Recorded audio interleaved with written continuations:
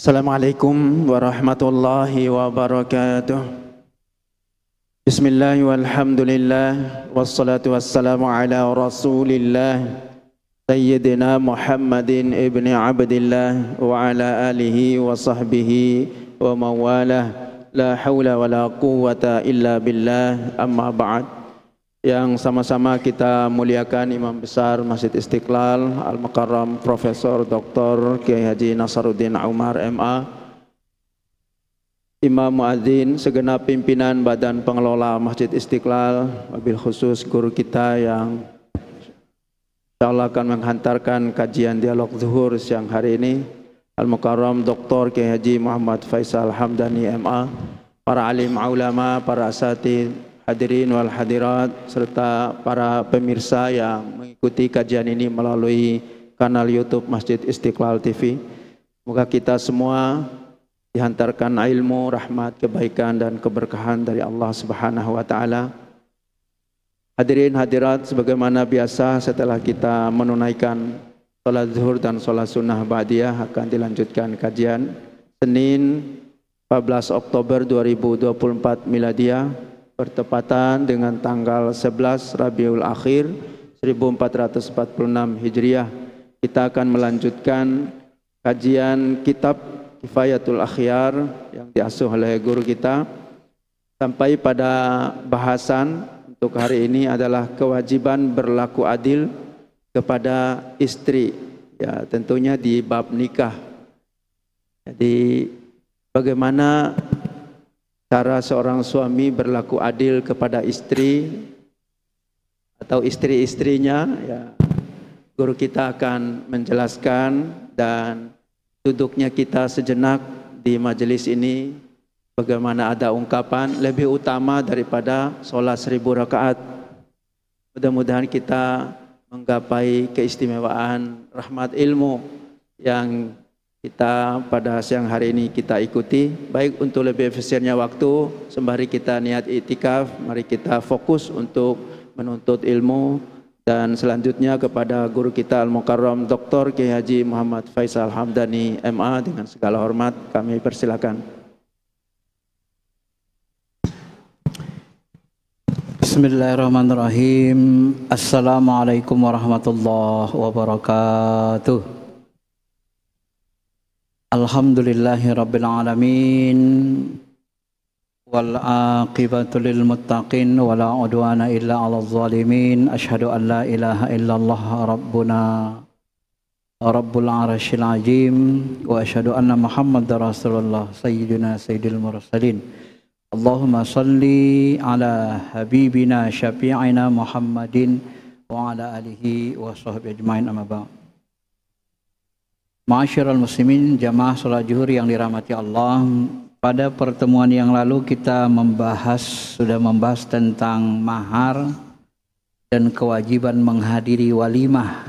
Walimah itu wajib dihadiri, kecuali walimah atau pesta nikah itu berisi hal-hal yang bersifat maksiat, seperti ada perayaan atau nyanyi-nyanyian yang buka-buka aurat, maka boleh tidak dihadiri.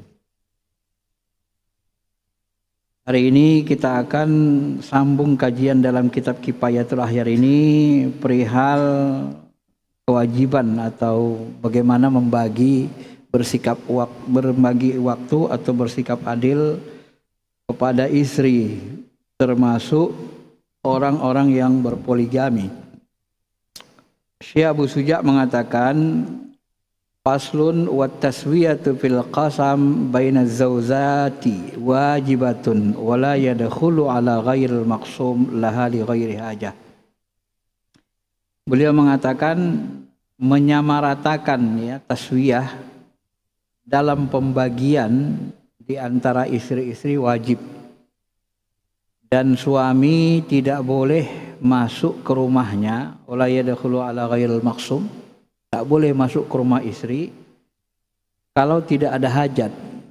Jadi kalau misalnya istrinya dua, dibagi Senin, Selasa, Rabu, untuk istri pertama, Kamis, Jumat, Sabtu, itu untuk istri kedua, maka di hari-hari yang sudah ditentukan itu suami tidak dibolehkan pergi ke istri yang bukan haknya gitu ya. Karena sudah perjanjian. Janji itu wajib ditepati, itu hukum asalnya. Kecuali ada hajat yang sangat perlu, misalnya ada sakit keras atau nanti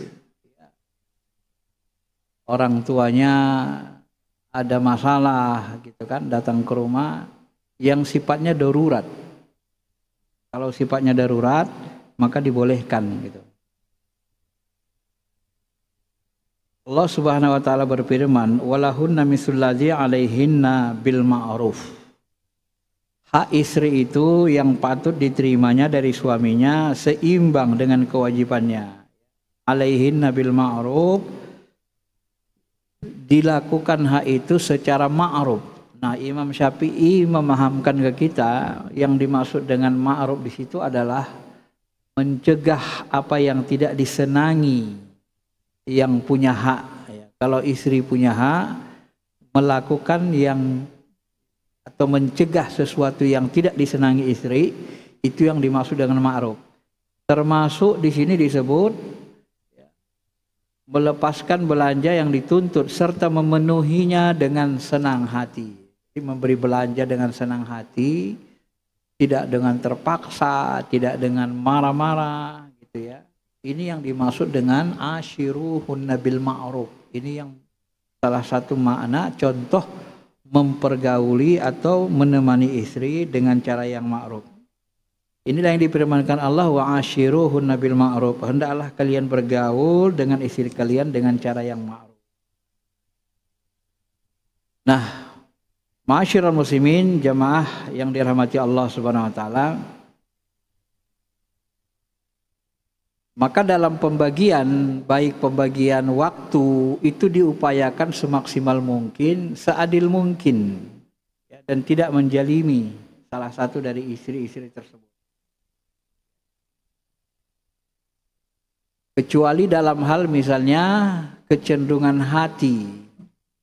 Sebahagian ulama Syafi'iyah dalam kitab ini disebut berpendapat jika seorang suami misalnya hatinya lebih cenderung lebih mencintai kepada satu istrinya, karena hati itu di luar kendali kita, gitu. Kadang dia cenderung begitu, itu tidak bisa kita mengendalikannya. Maka dalam hal sesuatu yang kita tak bisa mengendalikan, kita tidak berdosa.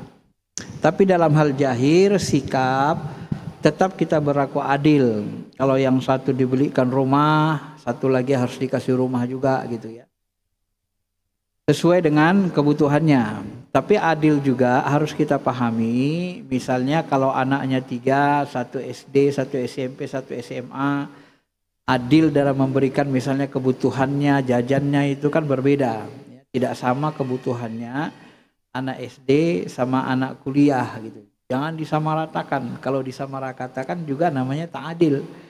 Jadi adil itu adalah secara definisi itu hak haqqan haqqah, memberikan sesuatu kepada orang yang berhak menerimanya sesuai dengan haknya.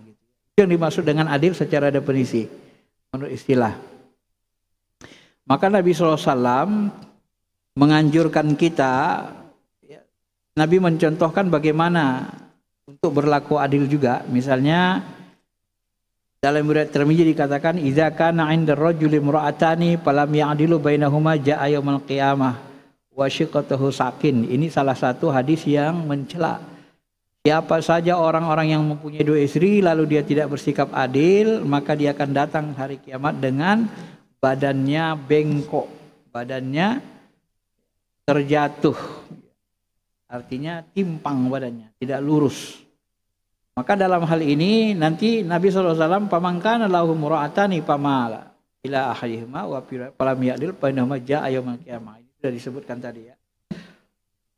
Salah satu contoh yang diperlakukan Rasul, misalnya beliau menggilir secara adil, karena Rasulullah SAW yaksimu paya'adilu.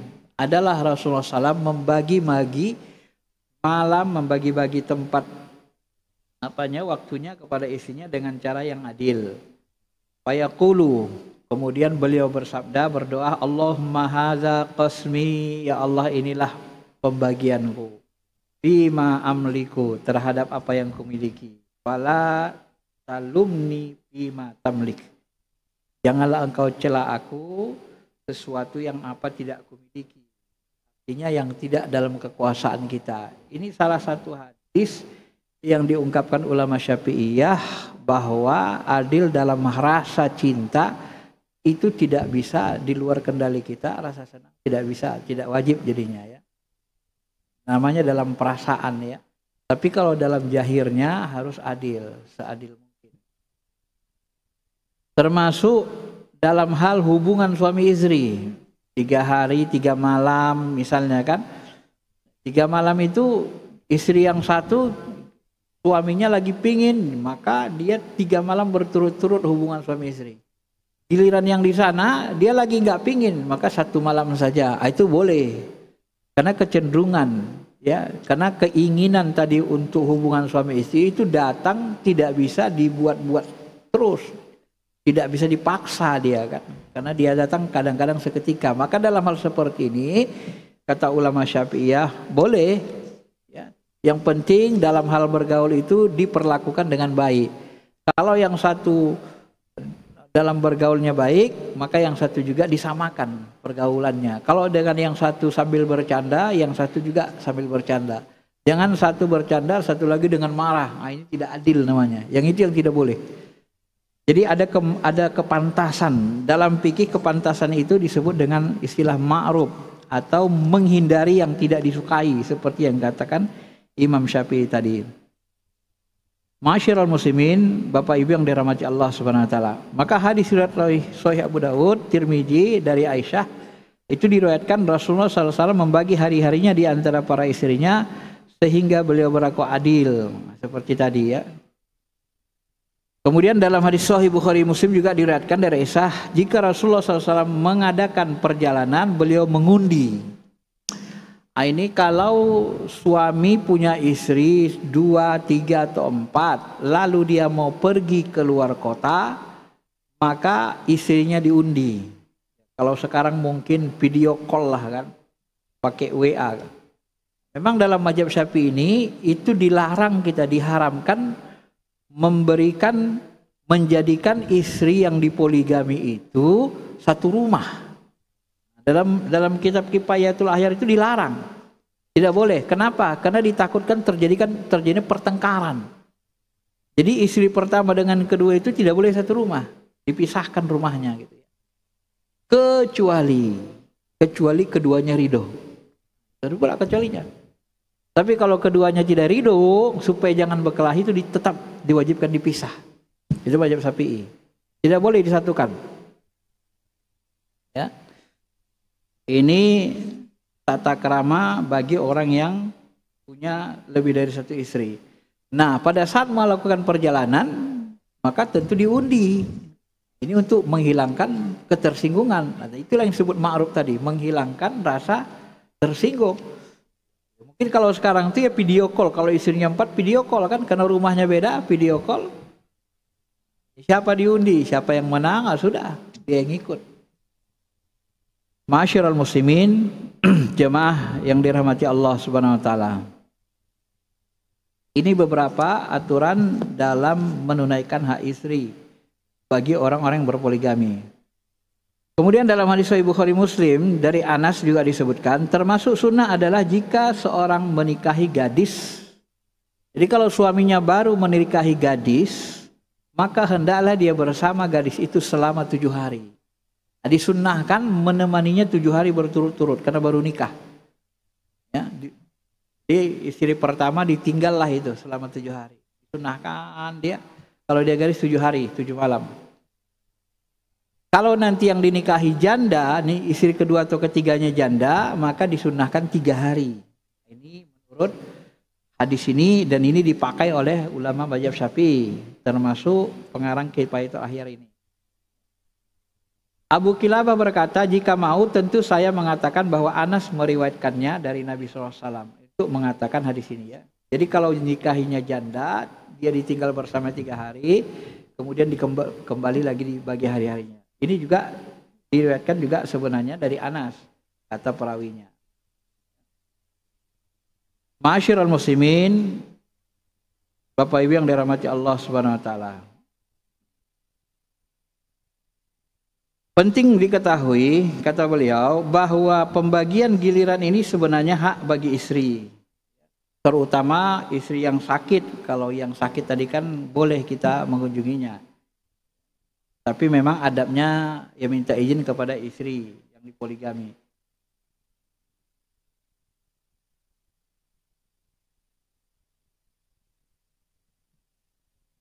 Kemudian di dalam hadis lain ini disebut, ya,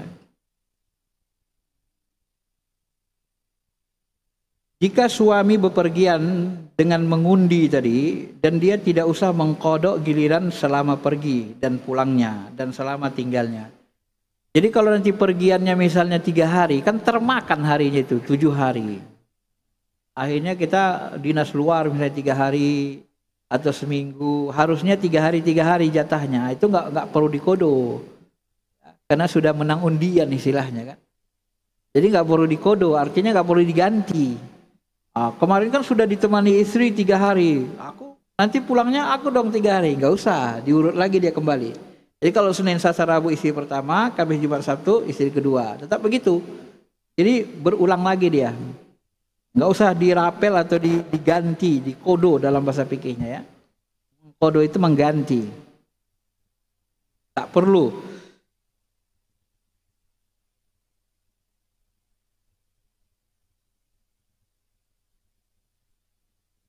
Kemudian beliau menjelaskan masa dalam perjalanan tadi tidak dikodo, ada beberapa syaratnya. Yang pertama, suami harus mengundi. Jadi kalau perginya tadi dengan mengundi karena menang undian, itu tak dikodo. Tapi kalau tidak mengundi, ya harus dikodo. Udah aku pergi sama si A saja katanya, istriku yang satu ini katanya. Berarti kan dia milih gak diundinya. Ya keberatan lah istri yang kedua. Maka nanti dikodo, dihitunglah itu jatah dia. Dia pergi sana 3 hari, 4 hari. Di bagian ini dihitung lagi gitu. Jadi kalau tidak diundi, harus dikodo, diganti. Kodo itu diganti. Yang kedua, kepergian suami tidak bermaksud pindah. Jika bermaksud pindah, tak boleh minta ditemani sebagian istri-istrinya dalam perjalanan dengan tidak menyertakan yang lain, diundi maupun tidak. Jadi kalau kepergiannya maksud pindah, maka itu dihitung juga ya. Tidak bermaksud pindah. Kalau pindah maksudnya, maka itu dihitung. Karena dia sudah dianggap berserta istrinya yang pertama atau yang kedua yang diberikan jatahnya. Kemudian yang ketiga, tidak berniat untuk tinggal seperti yang disebutkan di muka, supaya tidak usah mengqada selama dalam perjalanan. Tidak berniat untuk tinggal, supaya tidak usah mengqada selama dalam perjalanan. Adapun apabila seseorang yang bertempat tinggal, maka dilihat dulu jika sudah sampai pada tempat tujuan yang diniati, maka kalau ia berniat tinggal 4 hari atau lebih, atau berniat tinggal ketika ia masuk kota itu atau daerah itu, ia harus mengqada selama tempat tinggal di situ. Dan dalam kiraan masa kembali ada 2 wajah. Yang benar ia tidak mengqada seperti masa pergi, dan jika ia tidak tinggal, kemudian ia tinggal, maka Imam Ghazali kalau ia tinggal 1 hari tidak wajib mengqada yang 1 hari, dan wajah yang paling dekat. Nah, ini perbedaan pendapat ulama lah ya. Dan ini sebenarnya yang seperti ini ijtihad, dan ijtihad ulama yang seperti ini nanti bisa dibatalkan atau tidak dilaksanakan dengan keridoan antara sama istri. Hanya istrinya rela ridho, ya udahlah dia aja yang nemani gitu kan, tinggal di sana sebentar karena lagi baru pindah kan, nah gitu.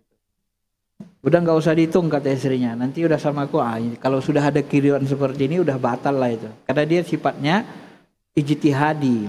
Hanya ulama itu memahami dari hadis, yang penting kita bisa berlaku adil dan berbuat ma'ruf kepada istri itu. Jadi kalau misalnya istri sudah merasa tidak tersinggung, istri sudah ridho, itu sudah dianggap ma'ruf.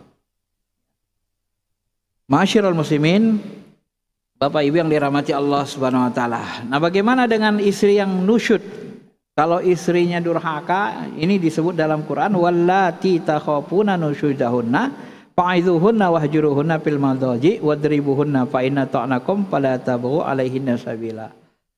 Kalau wanita-wanita itu khawatir kalian nusyusnya, durhakanya, nasihatilah. Ini selalu kita dalam fikih munakahat selalu dibahas. Jadi kalau istri itu melawan durhaka, maka cara yang pertama adalah nasihat. Kalau tidak mampan nasihat, pisahkanlah mereka tempat tidurnya. Artinya ya pisah ranjang, biarkan aja dia tidur sendiri. Ditinggal, kita tidur di kamar yang lain. Ini kalau ngelawan. Tapi kalau terus melawan dia, maka boleh dipukul. Tapi tidak boleh memukul wajah. Yang dipukul adalah punggungnya, belakangnya. Tidak boleh memukul, niat menyakiti pun tidak boleh sebenarnya. Jadi memukulnya dalam bentuk mengingatkan saja. Bahkan sebagian ulama ya sebenarnya memukul itu dengan kasih sayang, mengingatkan, bukan niat menyakiti.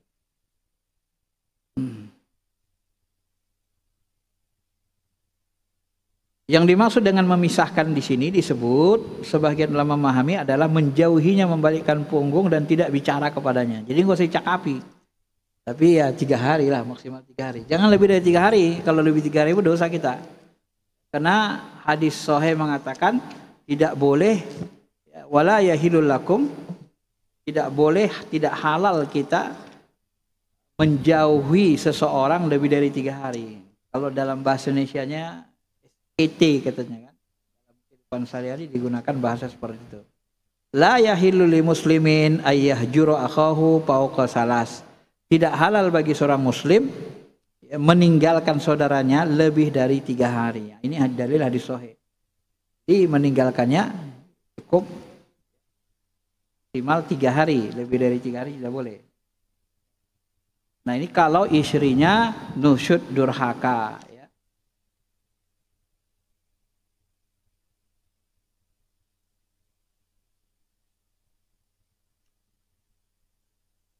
Ya, saya kira itu saja dulu. Bahasan ini, cabang ini saya lihat berkaitan dengan tolak. Nanti tolak ini lebih panjang lagi pembahasannya kan.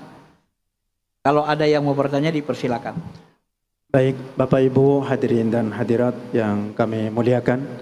Tentunya memanage perempuan itu adalah sangat sulit daripada memindahkan bukit sekalipun gitu kan.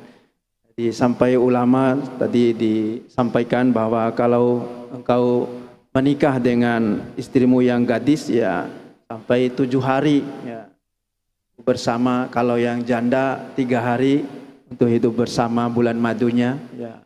Tentunya kita ingin mengembangkan dalam bentuk dialog ya. Mungkin ada dari Bapak atau Ibu yang ingin menanyakan gitu kan ya. Sepertinya sih bapak-bapak ini kecenderungannya beristri satu gitu kan. Tapi ya mungkin ada hal-hal yang perlu dikomunikasikan dalam dialog atau pertanyaan. Silakan Bapak Ibu. Masih ada kiai kita yang memberikan pencerahan tentunya untuk sikap adil yang seperti apa yang kita harus laksanakan. Tadi sudah disampaikan bahwa adil seadil-adilnya yaitu memberikan sesuatu atau menempatkan sesuatu pada tempatnya, memberikan belanjaan sesuai dengan kebutuhannya. Silakan. Sepertinya sudah sangat jelas ini, Oke. Ya. Kayaknya juga nggak ada yang poligami. Nggak ada pertanyaan gitu kan. Memang nggak ada yang poligami. Ya nggak ada yang poligami. Jadi bapak-bapak ini kecenderungannya adil, istrinya satu saja gitu kan. Jadi nggak repot-repot gitu kan untuk memanagenya. Begitu juga ibu-ibu nggak ada lagi kecemburuan ya, suaminya nggak diizinkan ya. Tapi mudah-mudahan ini menjadi ilmu juga bagi kita. Tentunya agama ini memberikan solusi apabila ada hal-hal yang memang perlu disalurkan ya, karena ada kecenderungan bagi laki-laki itu untuk beristri lebih dari satu ya. Jadi mungkin untuk penutupnya terbatas waktu juga. Iya. Jadi dalam Islam ini, Islam agama kita ini sebenarnya dia selalu bersikap moderat. Moderat itu dia menengah ya. Satu sisi Al-Quran, hadis menyuruh kita berbuat adil, seadil-adilnya. Dan kalau kita tidak lakukan, kita berdosa. Nah, tetapi apabila ada keperluan lain, maka kita minta izin, lalu istri misalnya membolehkan, meridokan, maka menjadi batal lah itu. Artinya tidak berdosa lagi kita. Karena dia sudah izin. Tapi kalau dia masih terpaksa, berarti kita belum memperlakukannya dengan ma'ruf. Kan begitu bahasanya. Karena ma'ruf itu kata Imam Syafi'i tadi, kita mencegah sesuatu yang dia tidak suka terjadi dan menggaulinya dengan baik kan. Wa'ashiruna bil ma'ruf artinya memberi belanja, tidak dengan membentak, dengan apa gitu ya. Tapi itulah yang disebut dengan ma'ruf. Nah, secara umum ma'ruf ini sesuatu yang dianggap baik. Ma'ruf ini berasal dari kata uruf. Uruf itu adat. Jadi kebiasaan-kebiasaan baik yang berlangsung di tengah-tengah masyarakat antara keluarga suami istri. Itu yang ma'ruf itu, yang baik-baik itu, yang biasa baik itu dianggap orang baik. Nah, itulah yang diikuti. Jadi dia lebih moderat. Dan Al-Quran dan Sunnah ini sebenarnya berdialektika kepada keadaan sosial. Maka disitulah dikenal dengan istilah uruf, adat, ma'ruf. Ashiruna bil ma'ruf. Bergaullah dengan istrimu, keluargamu sesuai dengan adat yang dianggap baik, bil ma'ruf. Kan bisa dipahami gitu. Karena ma'ruf itu berasal dari kata uruf, adat, kebiasaan. Tapi tentu kebiasaan-kebiasaan yang tidak bertentangan dengan Al-Quran dan hadis. Ya, seperti misalnya ada kebiasaan orang meminum air kaki ibunya, itu kan berlebihan, jangan yang seperti itu. Tapi kalau membungkuk dada ketika lewat di depan orang tua, itu tidak berlebihan, itu tanda hormat, itu uruf, adat dan boleh kita lakukan. Malah kita berpahala supaya orang-orang tidak tersinggung. Nah, begitulah model fikih ini dalam memahami ayat-ayat dan hadis-hadis, khususnya apalagi dalam ini hukum keluarga. Hukum keluarga ini cenderung kepada muamalah, dia tidak kepada ibadah. Baik, saya kira itu saja. Ya, Bapak Ibu, karena terbatasnya waktu, alhamdulillah kita sudah mengikuti kajian ini. Mudah-mudahan kita senantiasa mendapatkan selalu kebaikan, rahmat dan keberkahan dari sisi Allah Subhanahu wa taala, dan kita bisa menjalani hidup dan kehidupan ini sesuai dengan apa yang diharapkan oleh Allah dan Rasul-Nya dalam keridhaannya. Dan karena terbatas waktu, sekali lagi kita akhiri dengan membaca hamdalah. Alhamdulillahi Rabbil Alamin. Subhanakallahumma wa bihamdika asyhadu an la ilaha illa anta astaghfiruka wa atubu ilaik. Dari kami mohon maaf bila ada tutur kata, sikap yang kurang berkenan. Itu adalah kekurangan kami. Kami juga memohon ampun kepada Allah. Terima kasih kepada Bapak Ibu hadirin yang sudah mengikuti kajian ini, juga para pemirsa yang mengikutinya melalui kanal YouTube Masjid Istiqlal TV, dan teristimewa kepada guru kita Al-Mukarram Dr. Haji Muhammad Faisal Hamdani MA. Akhirul kalam, wallahul musta'an wa waliyut taufiq. Wassalamualaikum warahmatullahi wabarakatuh. Waalaikumsalam.